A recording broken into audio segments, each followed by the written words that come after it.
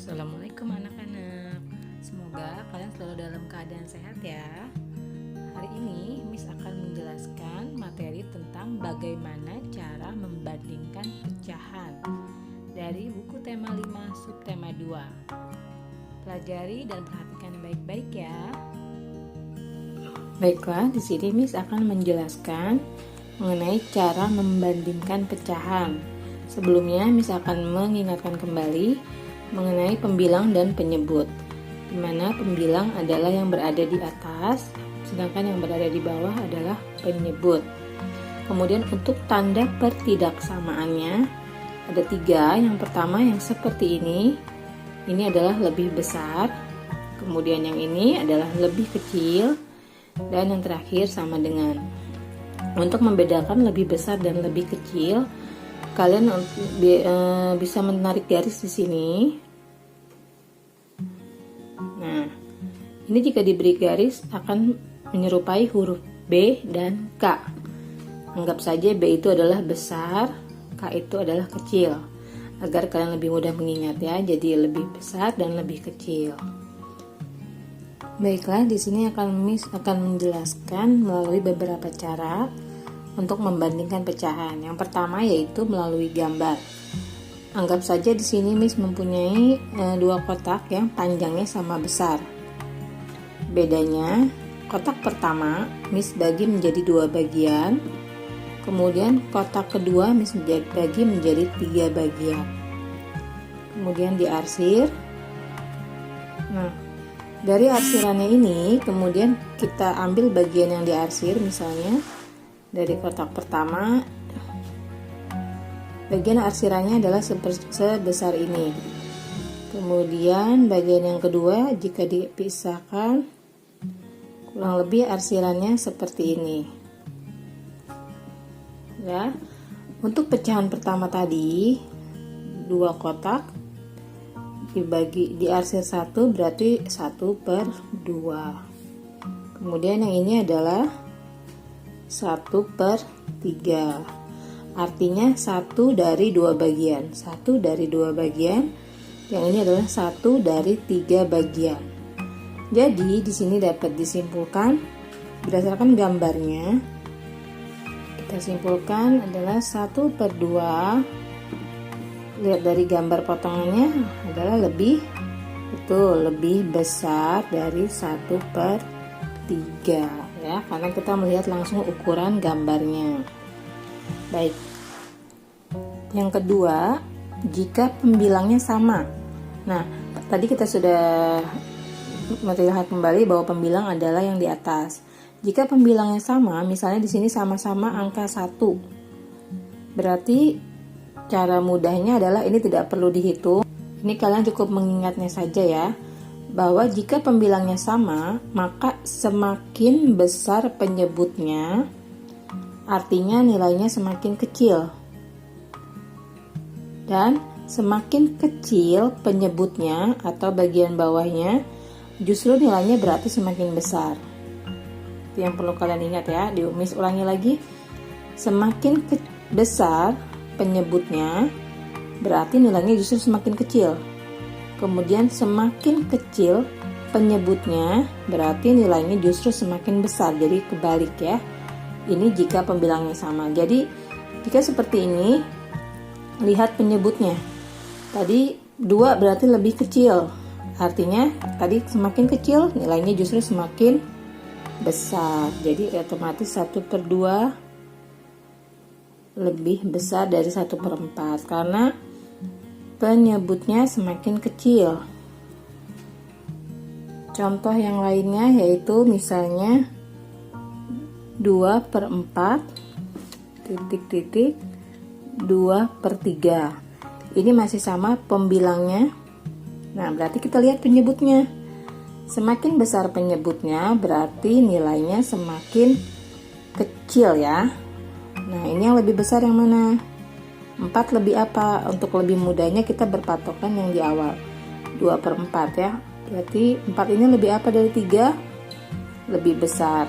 Semakin besar nilainya semakin kecil. Berarti ini juga sama. Ini adalah kurang. 2/4 kurang dari 2/3 itu ya. Dan selanjutnya adalah jika penyebutnya yang sama atau bagian bawahnya yang sama. Ini maka yang dilihat adalah jika penyebutnya yang sama, maka yang dilihat itu adalah pembilangnya. Jadi jika semakin besar pembilangnya, artinya nilainya pun semakin besar.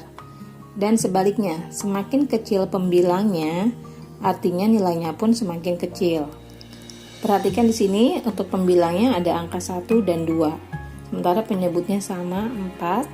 Jadi kita langsung saja lihat pembilangnya. 1 lebih kecil, berarti ini langsung jawab 1 lebih kecil dari 2. Ya. Ini menurut Miss ini yang paling mudah ya. Jika yang penyebutnya sama, ini caranya paling mudah karena tidak ada yang perlu dibalik. Ini langsung saja dilihat pembilangnya. Jadi semakin kecil berarti nilainya pun semakin kecil. Contoh yang kedua, misalnya 3/8 titik-titik 5/8 ya. Tadi langsung saja lihat pembilangnya. Semakin kecil maka nilainya pun semakin kecil. Berarti di sini 3 lebih apa dari 5? Betul, 3 lebih kecil. Jadi ini juga sama. 3/8 lebih kecil dari 5/8.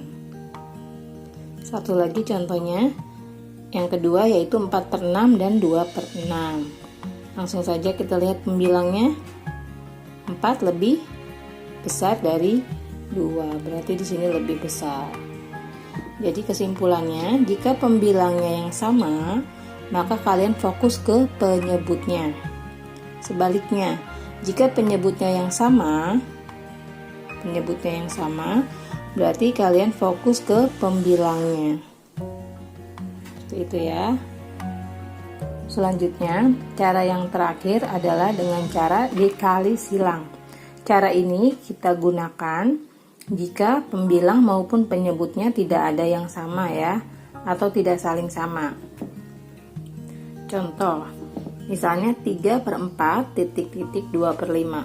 Kita lihat di sini pembilangnya berbeda, penyebutnya pun berbeda.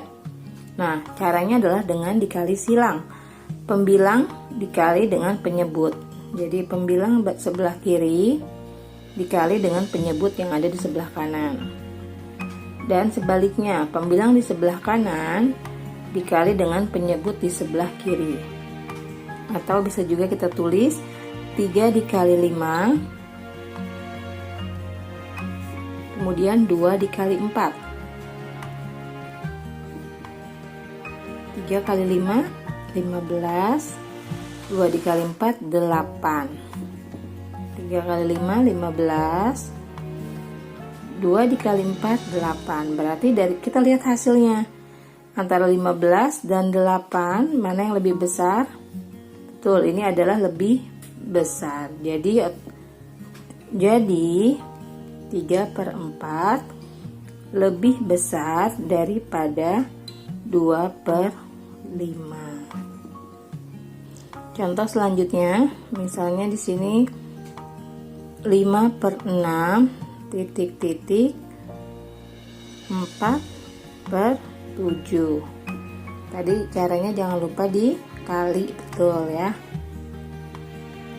Kali silang. Jadi bersilangan. Pertama 5 dikali 7, kemudian 4 dikali 6. 5 kali 7 35. Tulis di sini 5 kali 7. Kemudian 4 dikali 6, betul 24. Tulisnya di sini. 4 kali 6 24. Langsung kita bandingkan.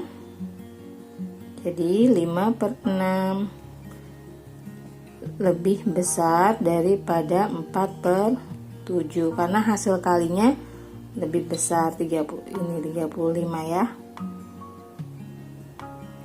Baik, itulah beberapa penjelasan dari Miss mengenai cara membandingkan pecahan ya.